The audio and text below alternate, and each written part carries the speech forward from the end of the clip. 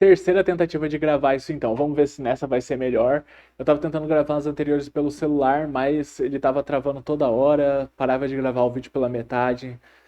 Que saco. Essa é a terceira tentativa de falar sobre os primeiros interlúdios do 1 ao 3 e a parte 2 então de Rhythm of War. Vamos nessa. Os interlúdios, então, começando por eles. O primeiro que a gente tem é o da Sil, ele já tinha sido liberado antes numa newsletter do Brandon em agosto, sei lá. E não tem nada de novo nele aqui, praticamente. Só duas palavras, três, que tinham sido cortadas para não dar spoiler dos acontecimentos do livro. E aqui elas estão ditas, né? Nada de novo. Aí a gente tem interlúdio, então, da Janet, que é uma dos Unmade, e do Taravangian. Dessa Janet é bem interessante, né? São os primeiros pontos de vista de Spren que a gente teve, tanto da Sil quanto da Janet, agora são os primeiros que a gente teve. E ela tentando trair o Odeon, né, se preparando para trair o Odeon ao mesmo tempo que ela sabe, os dois tentando jogar esse jogo. Ela manda um dos Spren dela para a torre para tentar fazer uma ligação com algum dos Ghost Bloods. Vamos ver como que isso vai acontecer, porque a torre caiu, né? Vamos ver os eventos que isso vão se desenvolver. Vamos esperar para ver. Mas ela fez isso. Interessante o capítulo dela por essas coisas, pelas informações, pelo Odeon, etc e tal. Aí do Taravangian, então ele tá pronto para ser morto, porque ele tá pronto para trair o Dalinar. Ele conseguiu os objetivos dele, ele salvou Kharbranth, os objetivos do diagramas foram cumpridos, ele dissolve a organização e se prepara para trair o Dalinar, né? Envia os exércitos junto com o Dalinar, mas fica na torre e se prepara para ser morto, porque os exércitos dele vão trair o Dalinar, e ele na torre se prepara para ser morto. Mas, de novo, com os fios dominando a torre, vamos ver o que isso vai dar nisso, né? Falar da parte 2 então. Eu tô um pouco acelerado porque eu já falei disso duas vezes, tentei gravar, né? Então perdoem um pouco. Mas na parte 2 a gente tem Shallan, Adolin, Kaladin, Navani e Venli. Então a gente tem duas tramas principalmente, né? A da torre e de Shadesmar. Vamos falar primeiro da de Shadesmar.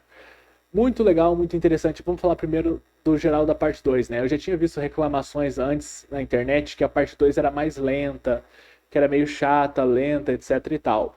Isso é parcialmente verdade, mas é verdade por conta da estrutura inversa desse livro, né? Em que a parte um seria como a parte 5 dos anteriores, então essa parte 2 seria como a parte um dos livros anteriores, uma parte de introdução aos pontos da trama desse livro. Então é uma parte de introdução, gente. É normal que ela seja mais lenta. Ela não é a primeira parte do livro, mas ela é a parte de introdução às coisas que vão acontecer, por isso que ela é mais lenta, mas ela é muito interessante ainda assim. Os primeiros 2 terços dela são bem lentos mesmo, poucos eventos importantes acontecendo, sabe? Os capítulos mais de viagem dos personagens, né? Até o Sanderson ele pula muita coisa nessa parte, porque, tipo assim, tem um capítulo da Shallan. Aí fala que eles estão há semanas em Shadesmar. Aí depois no próximo do Adolin, eles passaram mais semanas desde o anterior. E assim por diante, sabe? Então o tempo dos eventos dos capítulos está acontecendo muito rápido, mas está pulando muita coisa. Então tá pulando muita coisa porque pouca coisa está acontecendo. Até que começam a acontecer coisas, né? Em Shadesmar, essas coisas são quando eles chegam na primeira cidade dos Spren, que eles encontram uma caravana de pessoas de Tukar. E aí, como a gente sabe, Tukar está sendo controlada pelo Ishar, um dos Heralds, que tem os mesmos poderes do Dalinar de Bondsmith. E a gente encontra uma caravana de pessoas de Tukar, né? A primeira coisa que a gente se pergunta é como que eles foram parar lá, porque a perpendicularidade de cultivation que a gente sabe está no Horn Eater's Peak. Ou seja, por aqui assim. E Tukar tá aqui. Então, como que eles entraram em Shadesmar? Eles usaram o Wolfgate, o Ishar usou o Wolfgate para eles entrarem, ou o Ishar consegue abrir perpendicularidades? Não sei, vamos esperar para ver também mais coisas, né? Acontece que esses Tukari, eles atacam o Honorspren, o Nortron, que foi o capitão do navio que a gente conheceu no livro 3, né? Eles atacam ele e parecem tentar matar ele. Aí a pergunta que fica é por quê? As coisas que eu consegui tentar pensar foi que o Isharta mandou eles fazerem isso para que os Honorspren fiquem com mais raiva ainda dos humanos e não se juntem à coalizão do Dalinar. Não ajudem a formar novos Windrunners. Essa é uma das possibilidades que eu pensei. A outra é que o Ishar queria, na verdade, capturar esse Honor Spren para alguma coisa que aí fica difícil de imaginar, né? Tentar forçar esse Honor Spren a uma ligação com algum dos caras que servem a ele, sei lá. Outra coisa, então, que a gente descobre nessa cidade é que a gente vê um críptico morto. Um dos Spren da mesma espécie do Shallan, né? Da Shallan, dos Light Waivers e tal. Ele foi morto e um X-Spren fala que ele foi morto tem 10 anos ou tem 10 meses. Honestamente, eu não lembro. Mas se forem 10 anos, uma coisa que eu fiquei pensando é que e se ele for o primeiro críptico da Shallan? Porque, tipo assim, a Shallan ela tá desconfiada que algum dos membros da missão diplomática deles é um espião pros Ghost Bloods. E aí tem um cubo que o Murray deu pra ela pra se comunicar, etc. E ela vê que alguém tá mexendo o cubo várias vezes. E numa das horas que o cubo é mexido, o partner tava vigiando o lugar. E aí ela fica desconfiada do partner. E aí a Veil aparece e fala, tipo, ah, partner, você se lembra de tal e tal coisa que aconteceram na minha infância? E aí o partner fala, haha, lembro sim. Só que era mentira da Veil. Ela tava jogando uma isca pra ver se o partner mordia, né? Que ela falou mentiras, essas coisas não aconteceram na infância. Essas coisas não aconteceram. E aí o partner fala que se lembra. Então ele tá mentindo pra Shallan. E aí ela fica desconfiada que ele seja o espião dos Ghost Bloods. Eu não acho que ele vai ser o espião dos Ghost Bloods.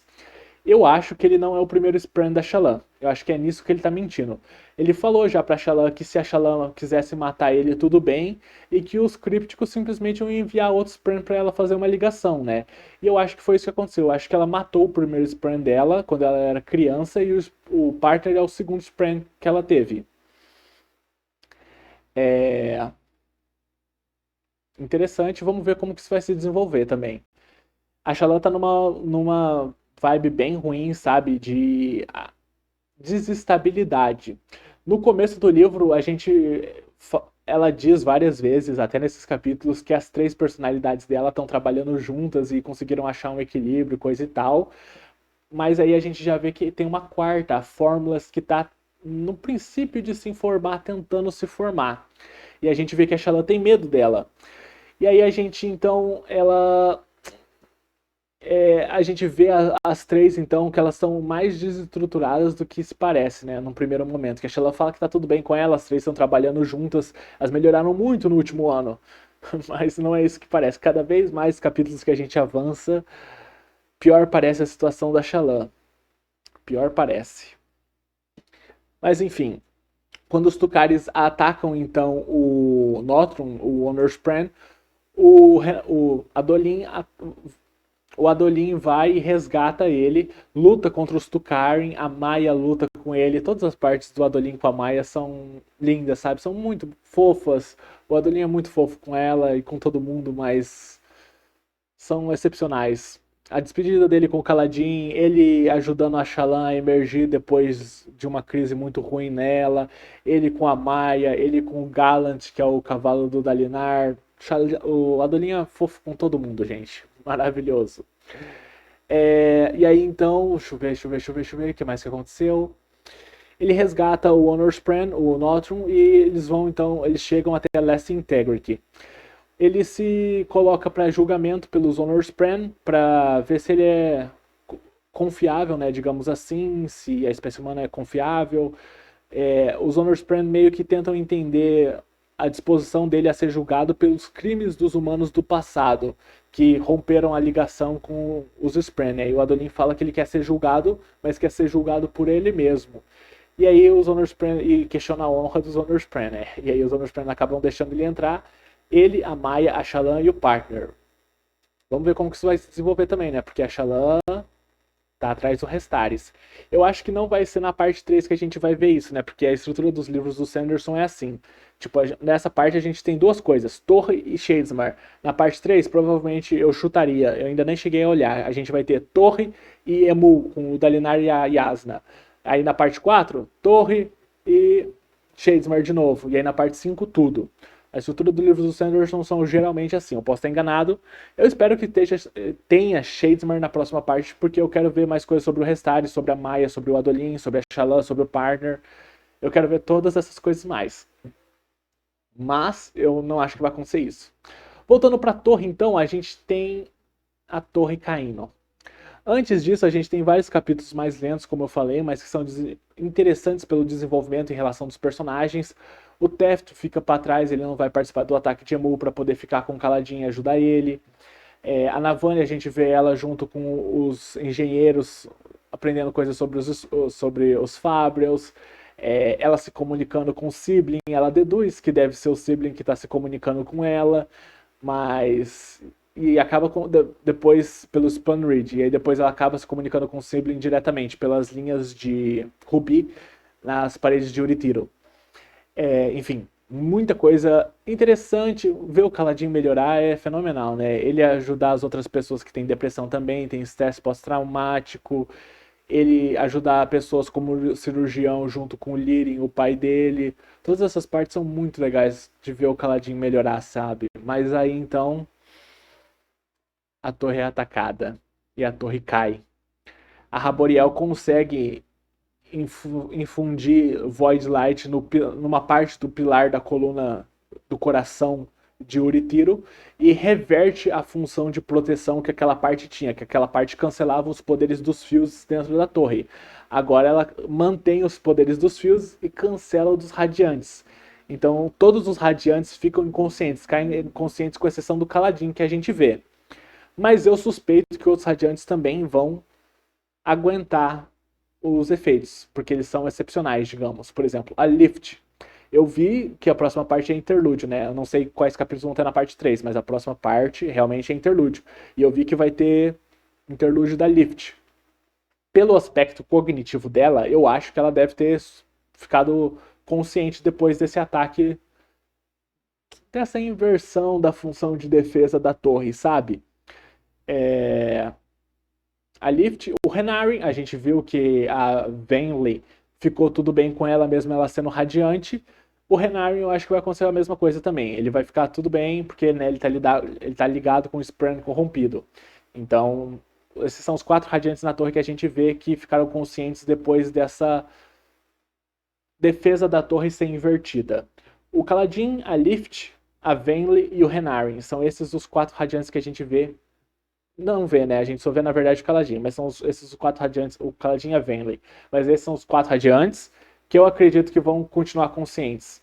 O Teft, a gente vê ele mais próximo da consciência do que os outros. Enquanto os outros parecem estar num coma, como o Teft está num ideal mais avançado, no 4º ideal, a gente vê ele parece próximo de acordar às vezes. E aí eu acho que, uma teoria, né, que o Kaladin vai usar a adesão pra acordar ele, porque as partes, nossa, tô falando tanta coisa, nem sei quanto tempo esse vídeo tá. Mas as partes da Raboriel, elas da Venli são mais interessantes pelas palestras que a Raboriel dá, porque a história da Venli em si nesse livro não tem tido muita coisa, sabe? Tá, ela participou do ataque, mas o que ela fez? Tipo, matou um humano? Só. E tipo, tá, legal, interessante, mas as palestras da Raboriel para ela respondendo perguntas dentro do capítulo da Venli são a parte mais interessante desses capítulos. E a Raboriel fala que na verdade só existem 9 surges, que as surges são coisas tanto de honra quanto de cultivation. E a surge de adesão é uma coisa exclusiva de honor, então não pode ser considerada uma surge. E aí, quando ela reverte a defesa de Uritiro para cancelar o poder dos radiantes, a gente vê que o Kaladin ele consegue ainda usar a surge de adesão, né? Então, vamos ver como que isso vai se desenvolver também, porque a surge de adesão, de grudar as coisas, foi a primeira coisa que ele aprendeu. Mas depois que ele aprendeu gravitação, ele negligenciou essa surge completamente, né? E a gente já viu, por exemplo, o Dalinar usar a surge de adesão no nível espiritual para conseguir aprender o idioma de outras pessoas, de outras culturas, de outros países, etc e tal. E aí eu acho que tipo, o Kaladin ele pode usar a surge de adesão no aspecto cognitivo dela para acordar o Teft. Eu acho. Vamos ver como isso vai se desenvolver, né? A torre é atacada, então a Raboriel consegue inverter as defesas, caos. O Sibling se comunica com a Navani bastante. Pelo amor de Deus, ajuda! A gente tá fudido. Ele fala que o Melish, que foi o último Bondsmith que ele teve, fez uma coisa, uma defesa de último recurso. E aí ele fala pra Navani ativar, né? E ela ativa essa defesa que cria tipo uma barreira de Stormlight, parece, ao redor do pilar de gemas, que é o coração de Uritiro. e aí a Raboriel não consegue mais tocar para infundir o pilar com Void Light, então tá protegido por enquanto. O Sibling fala que ele odiou o Melish por ele ter feito isso. E aí eu fiquei pensando pela descrição das coisas que foram acontecendo, que isso pareceu ser, num primeiro momento para mim, uma prisão de Spren. Porque o Melish foi o primeiro, possivelmente a primeira pessoa a descobrir que Spren podem ficar presos em gemas. Ele capturou o Baado Mishran, que era o Unmade que dava Void Light para os Singers durante a Falsa Desolação. Nossa, esse vídeo deve estar grande e super cheio de informação, um monte de coisa. Mas como é um vídeo para as 10, 30 pessoas que leem Stormlight no Brasil, né? Tudo bem, eu acho. Eu espero que vocês gostem.